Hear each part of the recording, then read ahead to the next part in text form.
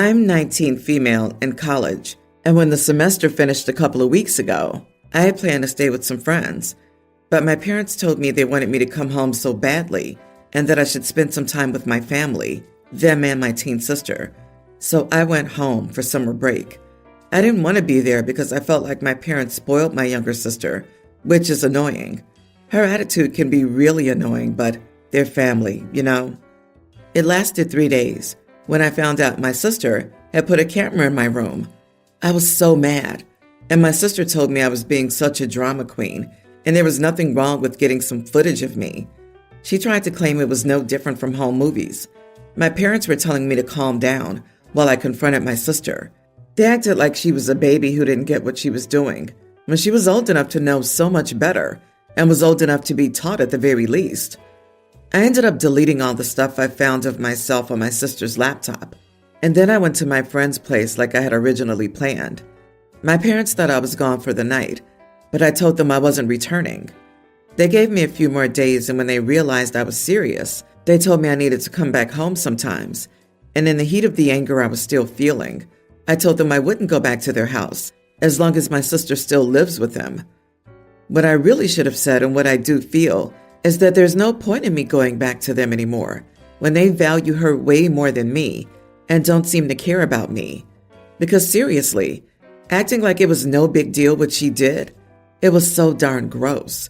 My parents told me I shouldn't talk that way about my younger sister, and I'm throwing a toddler's tantrum instead of responding to all this like an adult should. Am I the idiot? Not the idiot. Parents are absolutely endangering you both.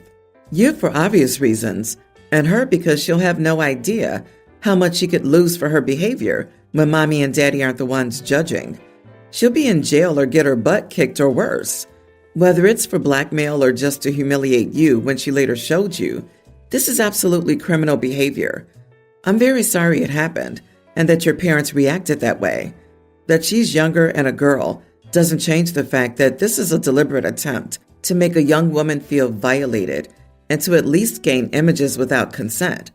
She needs consequences, and you both need therapy. It's very serious, and your parents are making a huge mistake. Holy cow, your parents want you to respond as an adult? Okay, get the police involved. That's what adults would do upon discovering they're being secretly recorded in their bedroom. Mom and Dad, I'm sorry I overreacted. After all, you two are completely fine with the camera she has in your room. How did you learn to live with being constantly recorded? Is it true? Who knows? Bet they're suddenly going to have a problem with cameras, though. See how quickly they ask you to stop being an adult then. They should be glad of your toddler tantrum. I was going to say, OP's parents do not want her to respond to this situation the way an adult would. If she were trying to creep on a college roommate, she'd be in serious legal trouble. She has to be confronted with that, or she will be in a world of trouble later on. Are you sure she didn't upload the footage to a cloud storage? I hope not. This is a bad situation.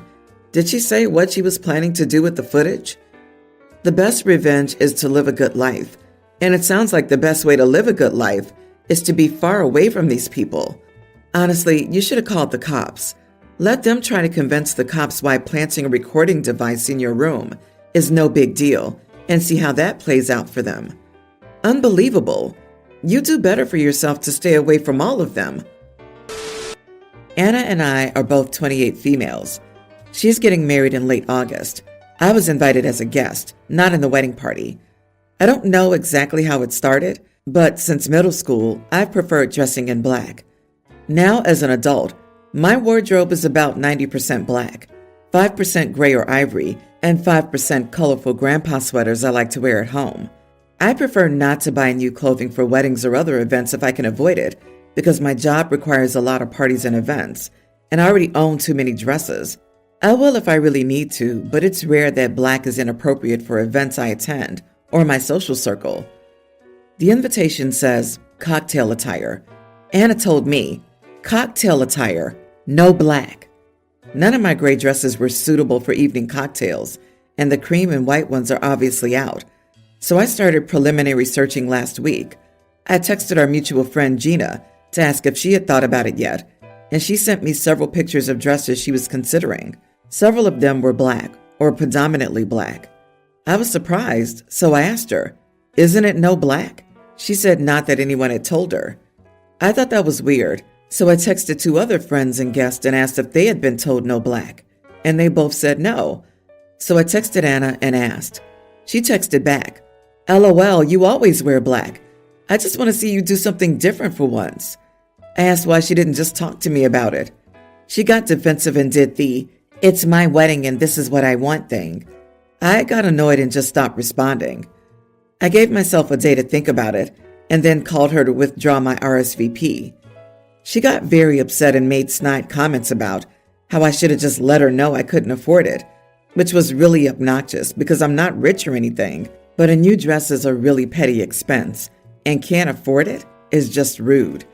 I was going to buy one with no issue until I realized it was a just for me dress code, and now I don't want to.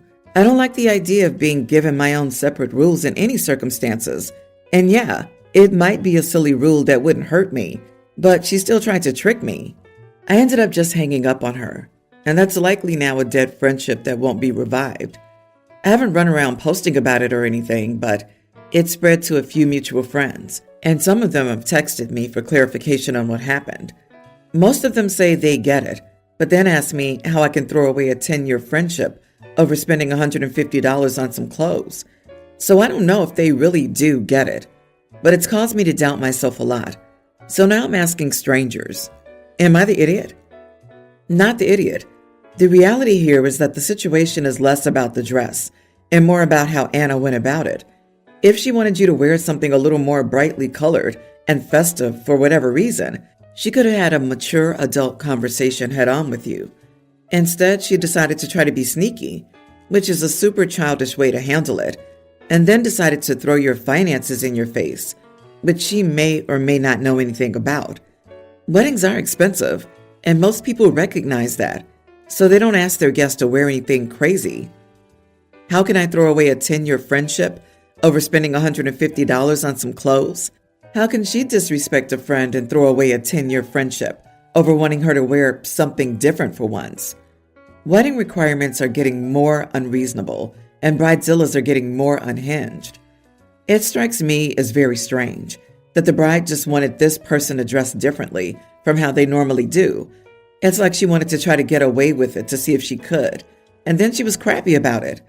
It feels like a bit of a tic-tac thing to end a friendship over, but lots of people have people in their lives who are just friends of convenience.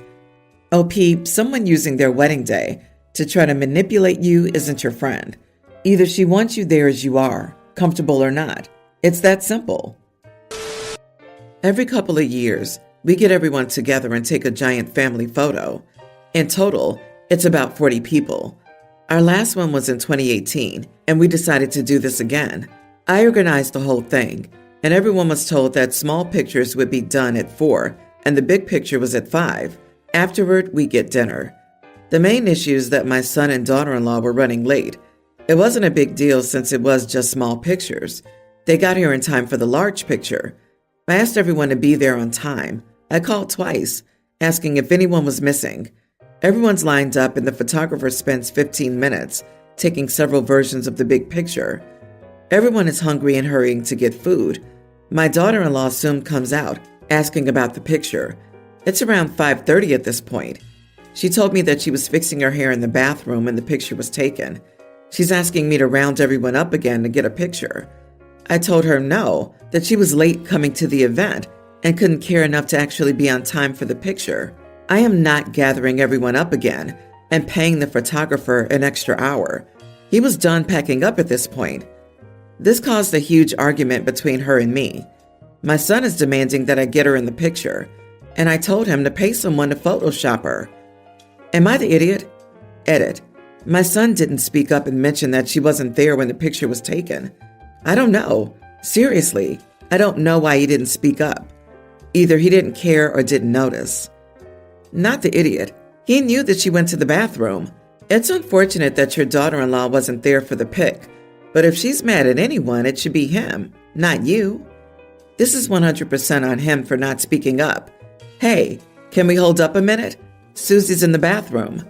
Susie apparently needs 30 minutes to fix her hair when she should have done that before leaving the house. I mean, it's one thing to do a quick touch-up, but the photo was at 5 and she only came out at 5:30. My grandpa used to say, pretty girls dress fast when either of us took too long in the bathroom getting ready. It's not your job to ensure inconsiderate family members are included in the photo. Sounds like you did your due diligence and the daughter-in-law was being an inconsiderate idiot. There's no way you run a half an hour late to a photo you want to be in. You're not responsible for her carelessness. If your son does agree to pay for a Photoshop fix, it would be nice if you were the bigger person and used the Photoshopped version instead of the one without her. However, I personally would be petty about that. Please Photoshop the daughter-in-law's face over every single family member except the husband. Funny aside, I was terribly late to a cousin's wedding due to a work emergency. I missed the vows, but they were just taking a huge group picture with the brides on the altar and the guests behind them when I drove up, and someone yelled that I was coming. In the professional portrait, huge and hanging in their living room, I'm running like a fool, trying to make it into the group. It is hilarious and cracks me up every time I see it. Last weekend, my wife's family had a huge reunion with many people, including us, coming from out of state. During the reunion, they had several cookouts, and during one of these cookouts, a deer came out of the woods and walked right up to the group. Almost everyone was ecstatic and crowded around the deer to pet it and take pictures with it. I was the lone exception. I've never seen a deer before and have no experience with them, but I thought it was odd that a wild animal would walk up to a group of people. I also didn't trust that it wouldn't get spooked and start kicking. When my wife picked up our very young daughter to go pet the deer, I told her that it was dangerous and she shouldn't. She told me that it was all right, but I was persistent. We ended up arguing while walking toward the deer, and when we were close to it, I snatched our daughter out of her arms and walked off.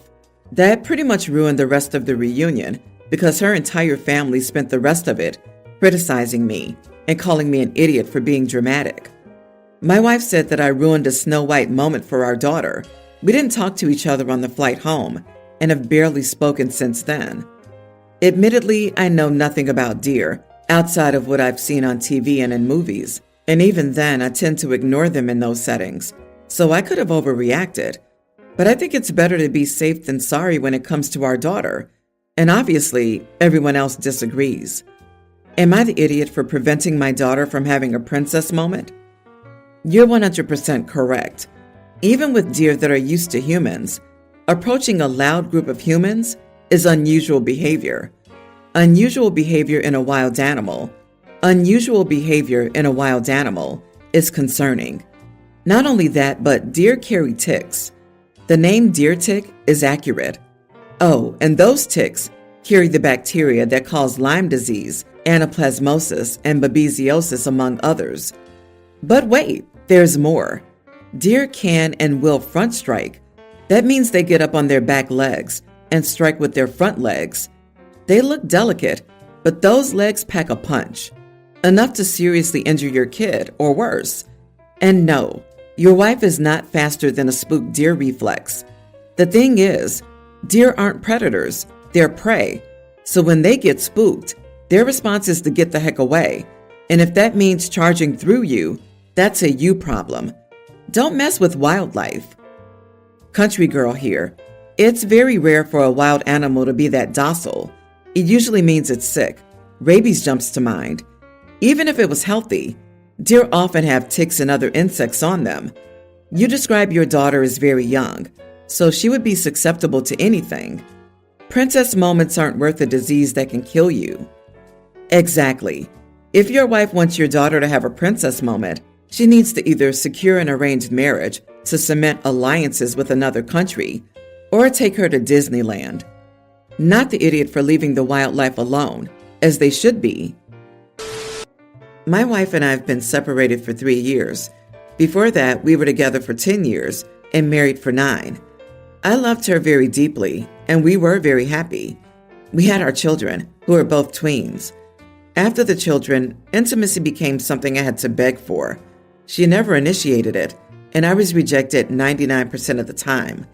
At first, I'd say something, and she would say that I was nagging her. Then I asked her to go to marriage counseling, and in one of the sessions, she just snapped and said that we have our children now, so what's the point? I told her that she seemed to regret it immediately when she said it, and said it was just a joke because she felt cornered by the therapist.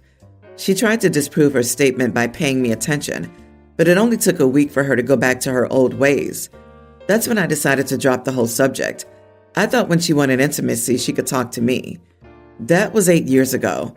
About a year before our separation, I told my wife that I was unhappy and wanted change and maybe marriage counseling. But she was dismissive and said that I was nagging, and why couldn't I just be happy? She was happy and didn't think we had a problem. I still loved her by then, so it was hard for me to leave because we often leave when the love is gone. It took me a year to put my affairs in order, and I told my wife that I was leaving her. I found a rental near my house so we could co-parent more easily. I started meeting women casually, but 2 years ago I met my girlfriend. She's amazing in every aspect. I realized that I have true feelings for her very early on, but we kept our relationship private for a while. Everything was good and everyone was happy. Now I've made my relationship public, and a week ago I got a call from my mom, and she asked me to visit her. She told me that my wife wants us to start counseling and therapy and reconcile. I wasn't sure what to tell her because I had never told anyone the reasons for our separation. So she called my wife, and my wife was there within 5 minutes, like they had planned this. My wife said that she promised to make changes and that she has been thinking about it. She loves me, and we're a family. My mom said I was selfish for throwing away my daughters for a woman.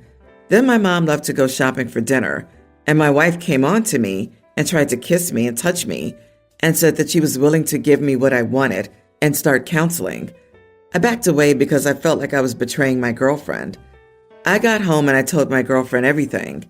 She didn't say much more than I should make this decision myself. She probably feels guilty for standing in the way of children getting their families back, but I don't love my wife, and I don't want her pity or doing things for me. I want my girlfriend who wants me and gives me herself willingly. But now this has turned into me choosing a woman over my daughters. Your girlfriend is not standing in the way of your daughter's family.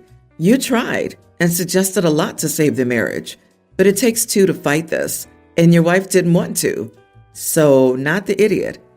Seems like your wife didn't think you'd actually find someone else, and now she's love-bombing you to keep you from divorcing her. The moment you get rid of your girlfriend, your wife will be back to her old behavior.